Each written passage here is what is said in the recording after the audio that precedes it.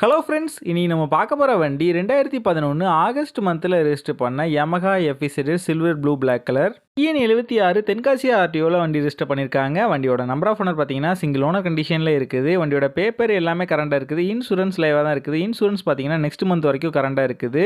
வண்டியோட physical condition பார்த்தீங்கன்னா good கண்டிஷனில் இருக்குது. வண்டியோட இன்ஜின் கண்டிஷன் பார்த்தீங்கன்னா தெளிவான செல்ஃப் கண்டிஷனில் இருக்குது. வண்டியோட பாடி அவுட்லுக் நீங்களே பாருங்கள். இந்த மேஜர் டென்டோ மேஜர் ஸ்க்ராச்சோ எல்லாமே நீட்டான கண்டிஷனில் நல்லா மெயின்டைன் பண்ணியிருக்காங்க.